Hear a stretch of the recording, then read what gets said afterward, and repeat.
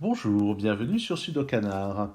Dans cette vidéo, on va explorer une des variantes codées de Skyscrapers pour préparer l'épreuve qui sera bientôt proposée sur le site UKPA, épreuve conçue par l'auteur britannique David McNeill.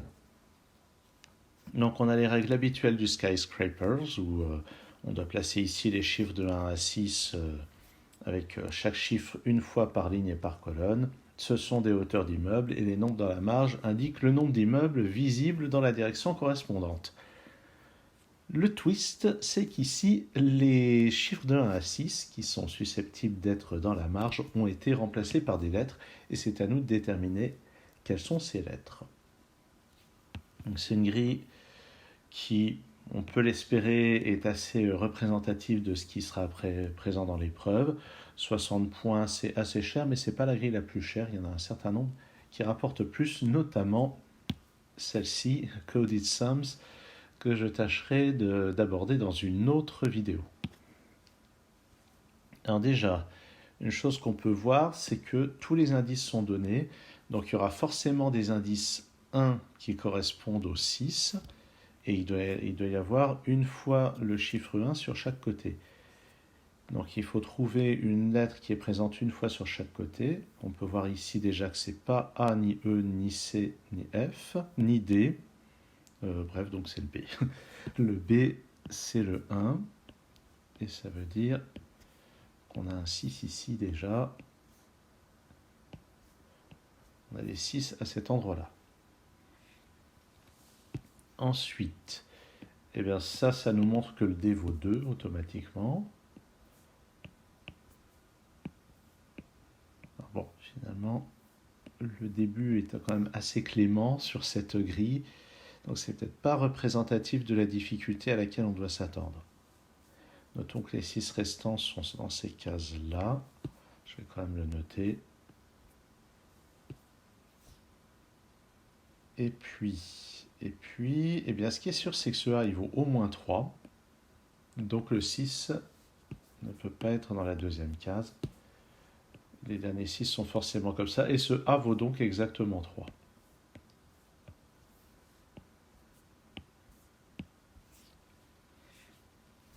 Il reste C, E et F à évaluer. Là, si on regarde bien, ce F, il ne peut pas valoir plus de 4. Donc c'est lui qui vaut 4. C'est le F. Et puis, donc le E et le C. Donc le F, il est là. Le E et le C sont tous les deux susceptibles de valoir 5 ou 6. Ça reste à voir. Où est-ce qu'on va regarder maintenant? Ici, c'est dans l'ordre croissant, ici aussi. Donc ça déjà, c'est intéressant. Ça fait comme un thermomètre. Donc là, je vais bourriner.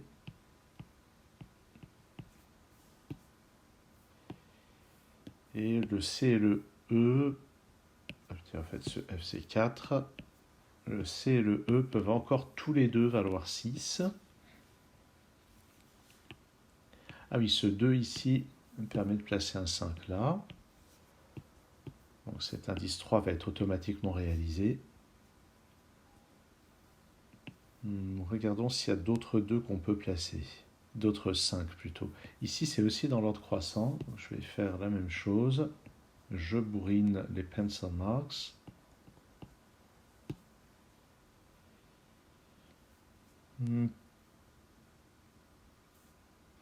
Bon, je commençais à dire ouais, c'est facile, ouais, non, faut quand même se méfier. C'est pas parce que ça démarre bien que ça va être facile forcément.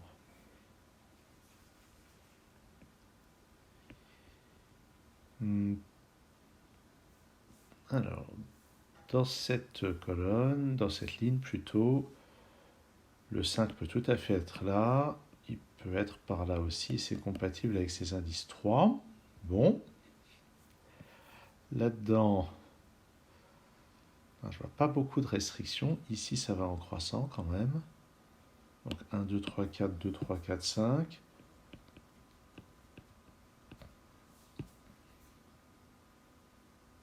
Et donc je ne sais toujours pas de ces deux-là lequel vaut 5, lequel vaut 6. Mais il y a une de ces deux lignes qui va être complètement 1, 2, 3, 4, 5, ou bien ici 1, 2, 3, 4, 5. Et il doit y avoir moyen de déterminer laquelle.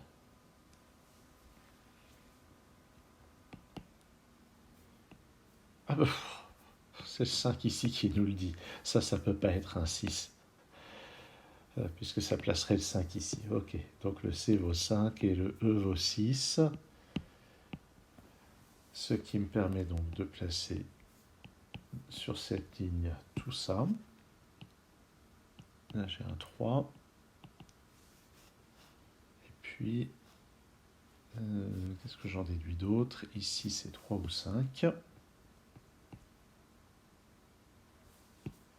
Et puis là-dedans, le 3 n'est pas possible, ce qui laisse donc ici 1, 2, 4 et 2, 4, 5 à cet endroit.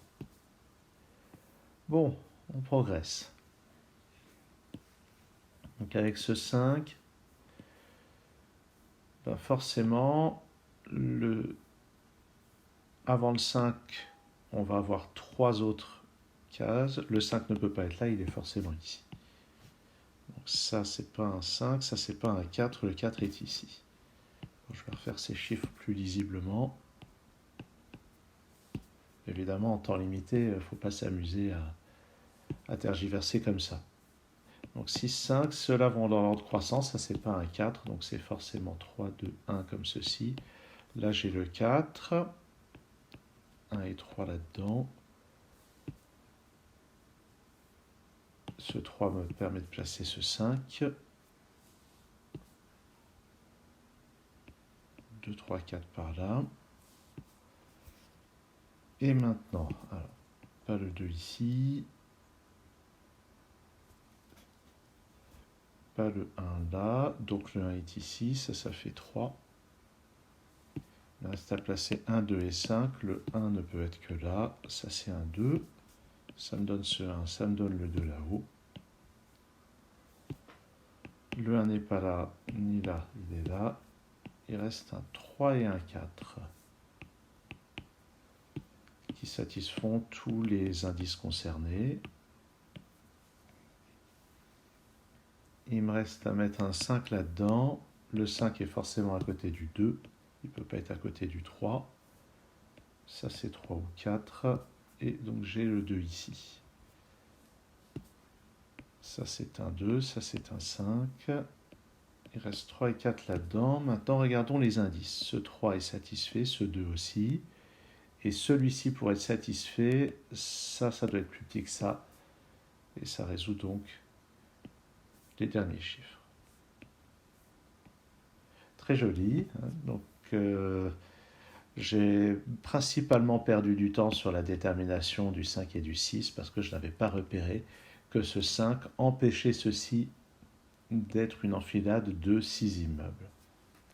Sinon, c'était assez sympathique. Alors, je ne sais pas si c'est représentatif de la difficulté du problème qu'on aura dans la vraie épreuve. À mon avis, non. À mon avis, ça sera sensiblement plus difficile. En tout cas, merci d'avoir suivi cette vidéo. À très bientôt sur Sudokanar.